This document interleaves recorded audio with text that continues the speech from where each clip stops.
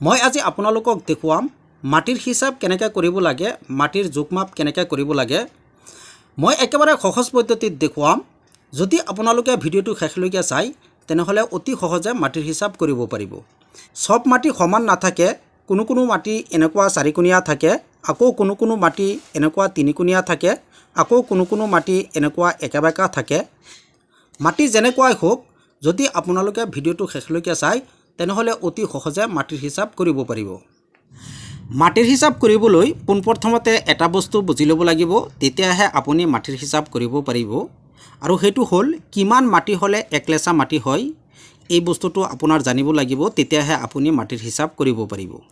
যদি এইটো বস্তু বুজি ল'ব পাৰে তেনেহ'লে বাকীখিনি একেবাৰে সহজভাৱে পাৰিব। যেনেকৈ নল কাক কয়, কিমান নল হ'লে কিমান মাটি হ'ব, কটা কাক কয়, বিঘা কাক কয়। সেইকাৰণে পোনপ্ৰথমতে মই দেখুৱাই লৈছোঁ কিমান মাটি হ'লে একলেচা মাটি হয়। ধৰক এনেকুৱা ছিষ্টেমৰ এটা মাটি আছে। মাটিৰ ইফালেও আছে 12 ফুট আৰু ইফালেও আছে 12 ফুট, ইফালেও 12 ইফালেও 12। যদি এনেকুৱা ছিষ্টেমৰ এটা মাটি থাকে, যদি ইফালেও থাকে 12 ফুট ইফালেও 12 ফুট, চাৰিওপিনে যদি 12 ফুট 12 ফুটকৈ থাকে তেনেহ'লে একলেচা মাটি হ'ব। আমি যদি 12 আৰু 12 পূৰণ কৰোঁ, 12 × 12, এই দুইটা যদি আমি পূৰণ কৰোঁ তেনেহ'লে হ'ব 144 144 স্কুৱাৰ ফুট। যদি এনেকুৱা ছিষ্টেমৰ মাটি থাকে, মাটিৰ ইফালেও যদি 12 ফুট থাকে ইফালেও যদি 12 ফুট থাকে, চাৰিওপিনে যদি 12 ফুট 12 ফুটকৈ থাকে তেনেহ'লে 144 স্কুৱাৰ ফুট হ'ব। 144 স্কুৱাৰ ফুটে একলেচা মাটি হয়। এতিয়া আমি জানিলোঁ একলেচাত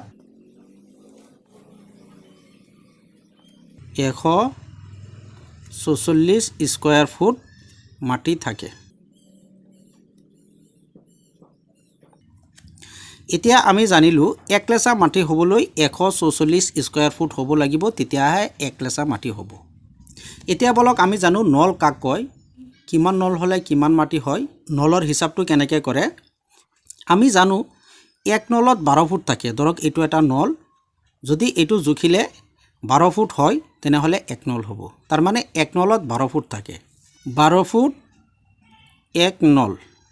যদি এক নলত 12 ফুট থাকে তেনেহ'লে এইটো যদি আমি জোখোঁ তেনেহ'লে ইয়াত হ'ব এক নল, ইফালে হ'ব এক নল। তাৰমানে চাৰিওপিনে যদি এক নলকৈ মাটি হয় তেনেহ'লে একলেচা মাটি হ'ব। এইটো হ'ল নলৰ হিচাপ।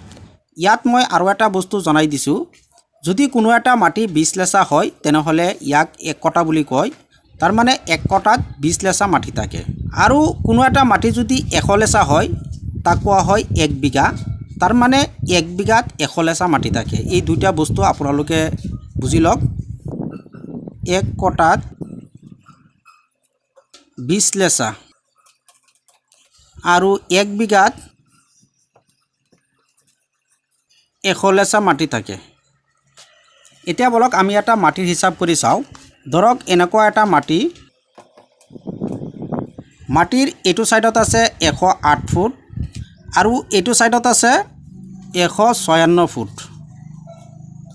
যদি এনেকুৱা এটা ছিষ্টেমৰ মাটি থাকে, ইফালে থাকে যদি 108 ফুট আৰু ইফালে যদি 156 ফুট থাকে, এনেকুৱা ছিষ্টেমৰ যদি মাটি থাকে তেনেহ'লে এই দুইটা যদি আমি পূৰণ কৰোঁ, 108 × 156, এই দুইটা যদি আমি পূৰণ কৰোঁ তেনেহ'লে আমি পাম 16,848 স্কুৱাৰ ফুট।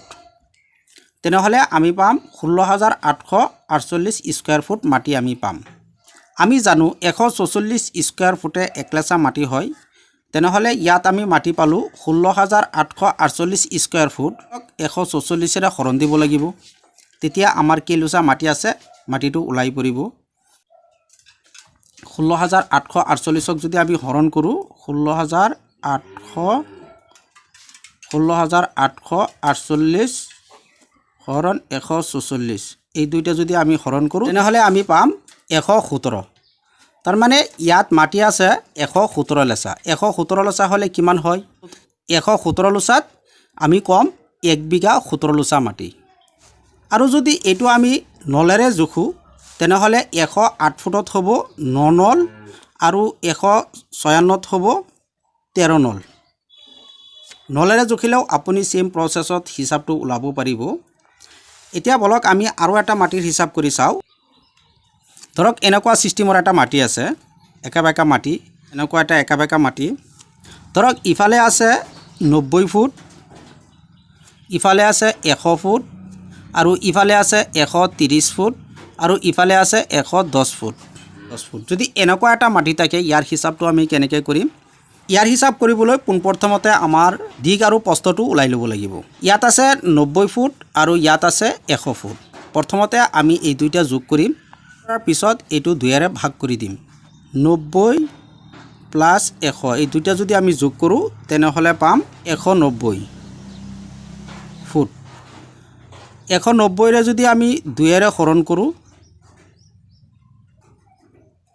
2 ৰে যদি আমি হৰণ কৰোঁ তেনেহলে আমি পাম 80 ফুট তাৰ পিছত এই দুইটা যোগ কৰিব লাগিব 110 প্লাস 130 এই দুইটা যদি আমি যোগ কৰোঁ তেনেহলে আমি পাম 240 ফুট তাৰ পিছত আকৌ 2 ৰে ভাগ কৰিব লাগিব হৰণ 2 ৰে যদি আমি ভাগ কৰোঁ তেনেহলে হ'ব 120 ফুট এতিয়া আমি দিক আৰু প্ৰস্থটো পালো 80 ইনটু 120 এই দুইটা যদি আমি পূৰণ কৰোঁ তেনেহলে আমি পাম 9600 স্কয়াৰ ফুট এতিয়া আমি স্কয়াৰ ফুটত এটো আমি পালো এতিয়া আমি জানো এক লেচাত 144 স্কয়াৰ ফুট থাকে তেনেহলে 9600 যদি আমি 144 ৰে হৰণ কৰোঁ 9600 যদি আমি 144 ৰে হৰণ কৰোঁ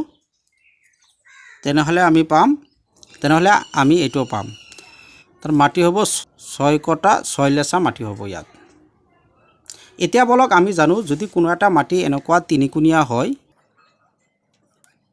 এনেকুৱা যদি তিনিকুণীয়া মাটি হয় তেনেহলে ইয়াৰ হিচাপটো আমি কেনেকৈ কৰিম তিনিকুণীয়া মাটি জুখিবলৈ পোনপ্ৰথমতে আমাৰ এনেকুৱা স্কয়াৰত বনাই ল'ব লাগিব মাটিটো এনেকুৱা স্কয়াৰত বনাই ল'ব লাগিব ধৰক ইফালে আছে 108 ফুট আৰু ইফালে আছে 156 ফুট পোনপ্ৰথমতে আমাৰ এই গুটিখিনিৰ মাটিৰ হিচাপটো ওলাই ল'ব লাগিব তাৰ পিছত যিমান ওলাই ভাগ কৰি দিব লাগিব আধাখিনি ল'ব লাগিব এই দুইটা যদি আমি পূৰণ কৰোঁ তেনেহলে পাম